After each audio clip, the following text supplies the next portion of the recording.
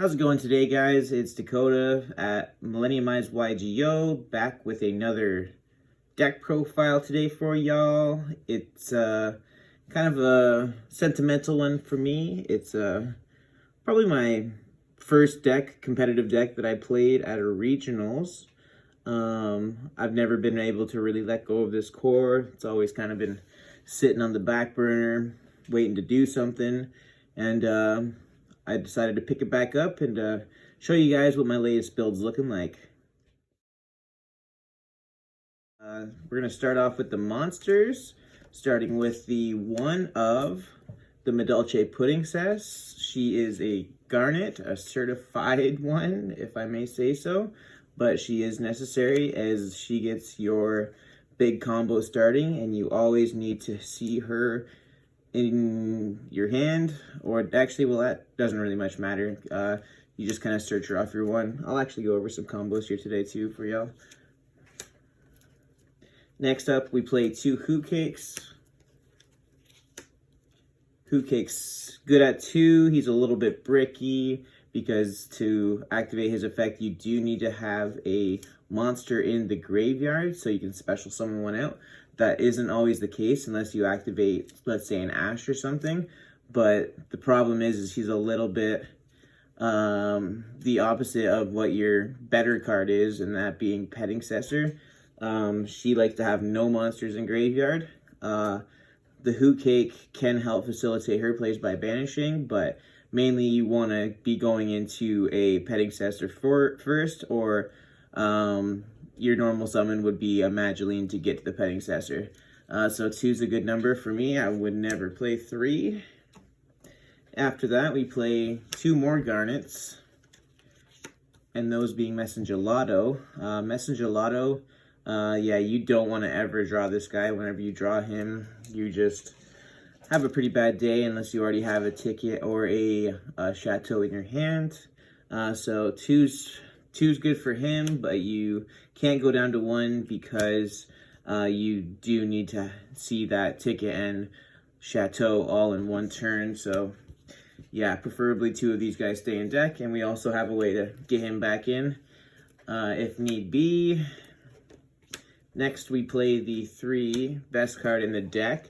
That's Petting Cessor. Petting Cessor is incredible. She will bring out your Pudding Cess and make it a level 4, so she can go into a nice little glass souffle for you. I'll demonstrate this all out for those of you who don't know much about Madolches at the end of this video today. I'll give you the little 1-card combo.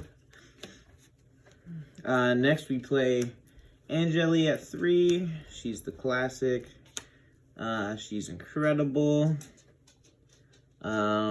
Basically, she just tributes herself, and she'll get you into a special summon of your Petting Cessor.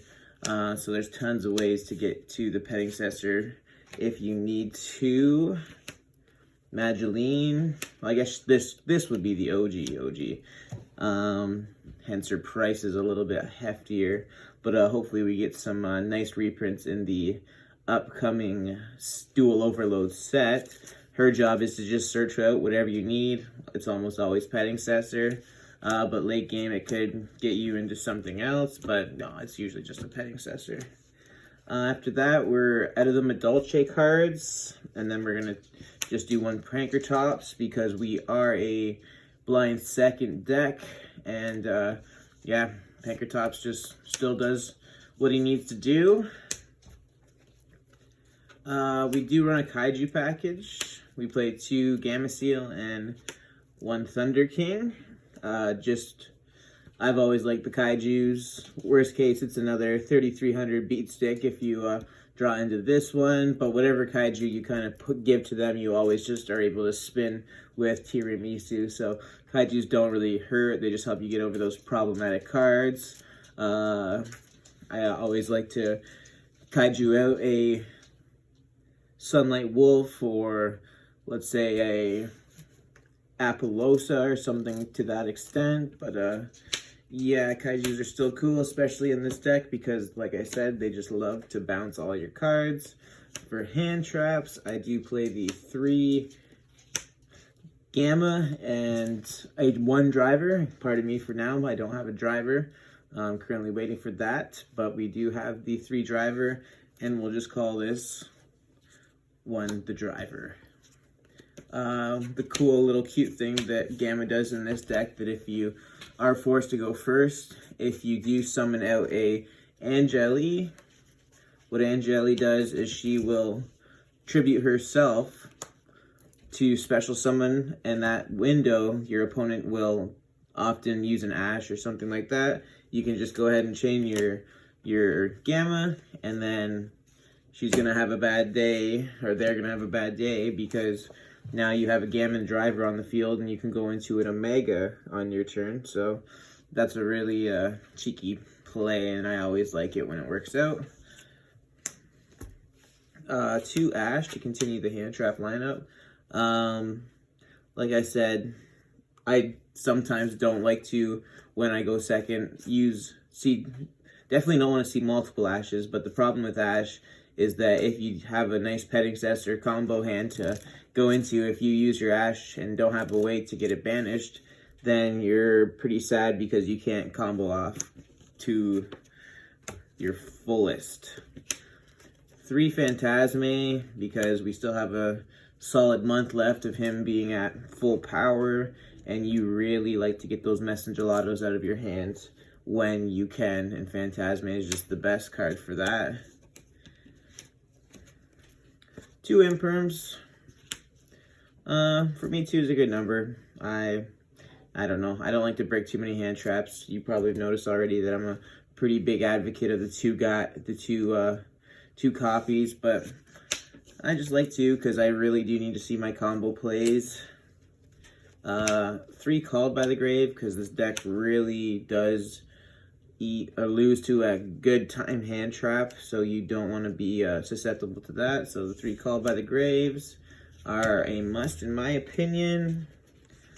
For the spells, we've got the 2 Chateaus and 1 Ticket. This is just the most efficient way to go about this, because you're always adding 2 hands, these 2 off your main combo, and the other one you can even still search it out later, and it's good late game to have that one. So I think this is the correct number to play for that. I do play 3 Cosmic Cyclones. These would probably be Lightning Storms if I had them, but we're kind of taking it easy right now on that. 3 Cosmic Cyclones. I would play Twins probably, but I am playing the Super Polys, so I don't want to have too many discard outlets in this deck, so I opt to play the Cosmic Cyclones. This deck's kind of weird. I don't think there's a lot of good. It really likes to just play within its own engine, so I think having Super Poly targets in those slots where you would just kind of have awkward monsters to try and just because the way the deck kind of combos off, you don't often meet a lot of requirements, because the way the zone placement, I'm interested to see how things will kind of maybe shift come the new master rule. But for now, Super Polys always work for me. I'll go ahead and show you my targets here once we get to the extra deck. That wraps up the main deck. With the driver, it's a 41 card deck.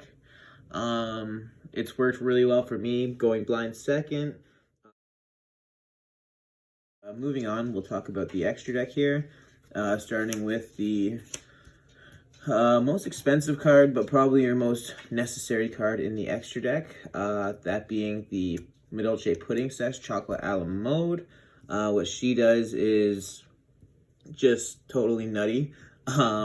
Basically, she discards, or whenever a card is added from your graveyard back to the deck, she can detach 1 material, and when she detaches that material, you can special summon any Madolche from your deck. To do that, you do have to have, that's why you play the brick, because she needs to have the Pudding Cess underneath her as a material to resolve that effect. But as I said, she is not a once per turn, so as many times as you can get a Madolche back, you can just keep special summoning. You usually resolve her 2 times at least per turn. Yeah, she is really neat.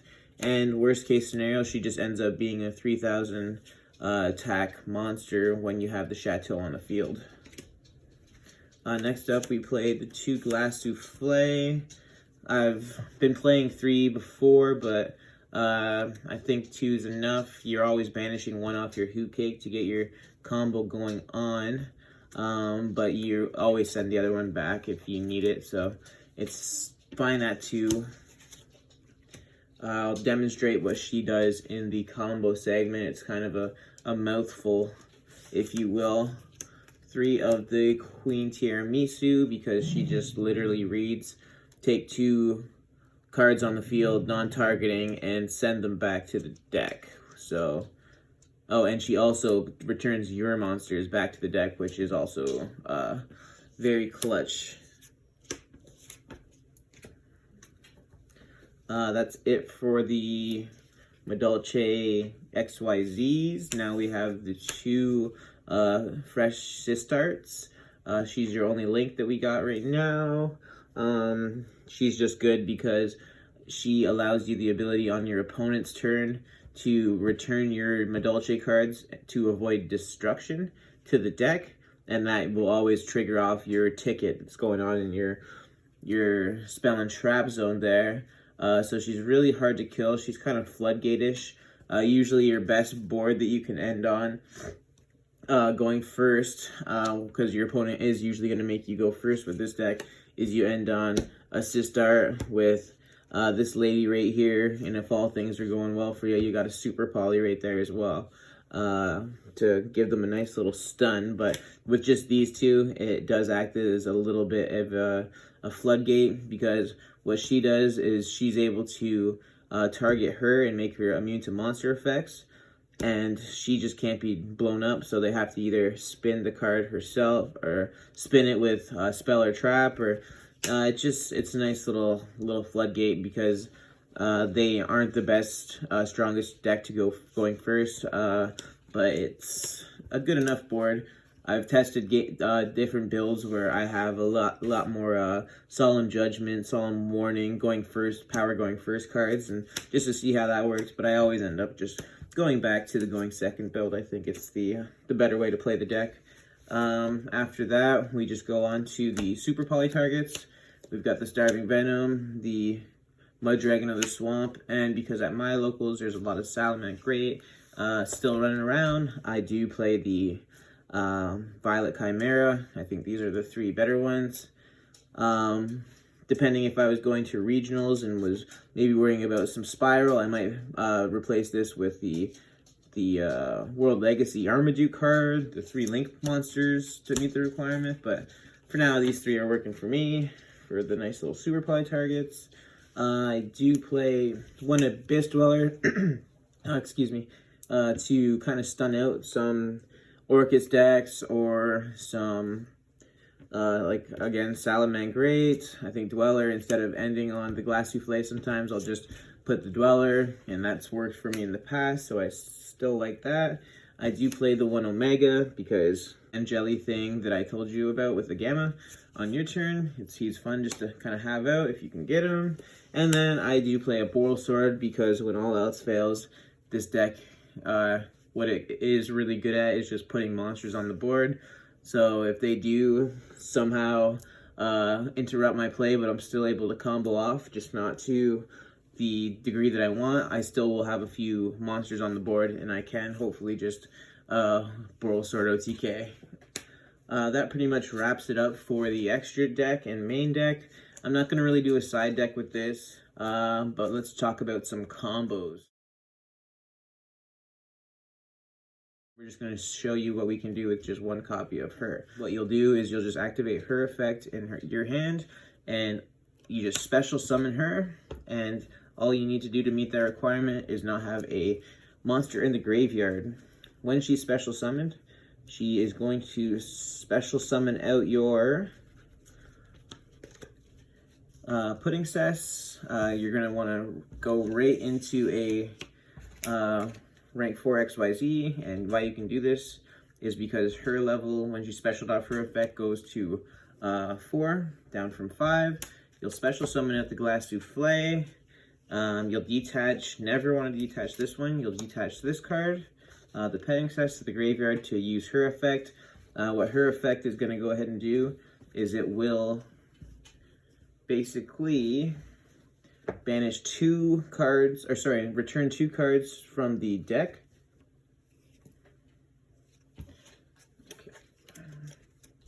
Okay, you'll want to go into a rank 4 XYZ with Glass Souffle, and why you can do that is because she goes down to a level 4 when summoned off of her effect. You'll go ahead and activate her effect by detaching this one. You don't want to detach this because you need her there for a future stipulation that you have to meet. When you activate her, she's just going to target a card on the field and make that unaffected by monster effects for the rest of the turn.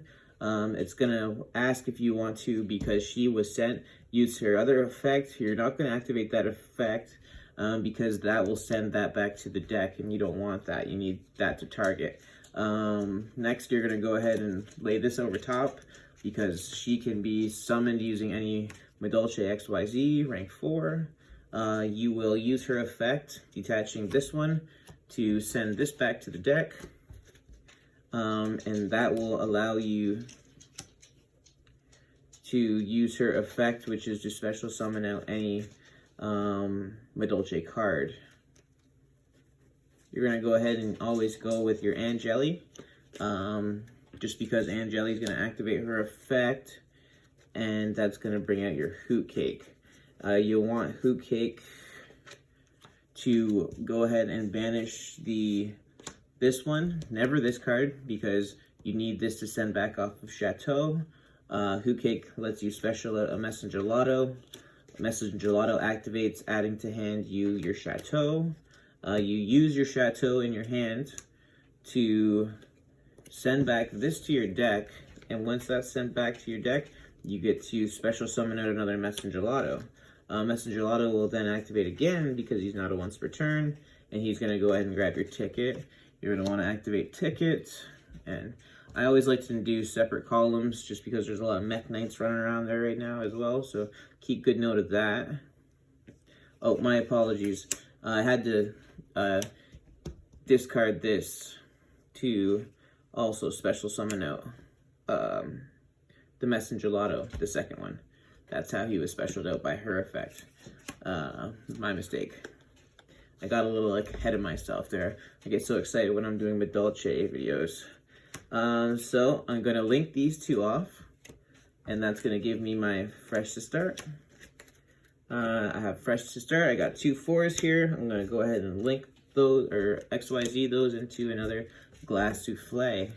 And now we have that little kind of soft lock that I had mentioned there before with a ticket on field, so that's going to allow us to, whenever she is attempted to be destroyed, I can just send one of these back to the deck or hand, because Chateau says I can add to my hand if I'd like to.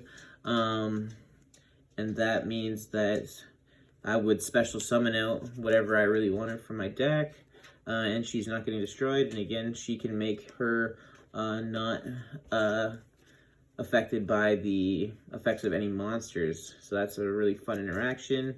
What else do we have in our hand? We had a Called By to hopefully eat up a trap there. We had a Super Poly. We had a Mageline. So I guess we could have done the better one. We would have really, I don't really care much for that combo either way, because you just end up having a card sitting on the field awkwardly anyways. Because I don't play the 2, I guess you could technically do 2 of her there if you could extend a little harder, which this deck doesn't have a problem. But most importantly, I think that having that Super Poly there and having some discard fodder is never a bad thing. Again, this deck's super fun. That's the going first combo, how you just kind of end on it defensively, because yeah, your opponent's going to make you go first at some point, I'm pretty sure, unless they're going second. I'm going to show you a little going second combo too, real quick, just to let you guys have the full lowdown on this deck. Basically, she can spin 4 cards on the field because you can resolve her 2 times because she's a soft once per turn. So basically, you can end on boards like this, and I'll show you how you will do that. We will have the 1 and Madolche in our hand. Okay. So for this combo, we're gonna have this, and we're going second, so we're gonna have that many cards. Going second. So we didn't draw any of our bricks, so that's not bad. We would have had some nice little, hopefully a Phantasme going off, fix our hands, and maybe get a Gamma to eat up some things. We had the Call by the Grave and to hopefully eat up a hand trap through this, but we're just going to go ahead and start our going second turn by getting out the Madolche. She's going to add a Petting Cessor to our hand. I know we had two, but we're going to go ahead and do this like we didn't have one. So Petting Cessor, she's going to special. That's going to get out that card. We're going to just use these two to go into our normal little Glass Souffle. Glass Souffle is going to activate, detaching the Petting Cessor. And if you're going second with her, you can disrupt your opponent to some decks by using her second effect if they do have a graveyard, because she'll just send those cards back to the deck. So I think of cards like Evil Hero Malicious or things like that, those kind of cards that your opponent wants in their grave. So she's fun like that. We'll target herself, and then we'll just quickly throw her over that. We'll detach her to send this lady back to the deck. When this happens, her effect triggers off, and then we'll add to hand the, we'll special summon the Angeli into the Hoot Cake. And as you can see, the same thing happens again. We will banish her to special little Gelato. And that's a good thing we didn't add any Gelatos. Gelato's going to use his effect to add to hand a Chateau. We're going to go ahead and activate that Chateau, sending her back to the deck, activating her effect to special summon another card. We will do another Chateau, or sorry, another Messenger Gelato rather, to grab a ticket.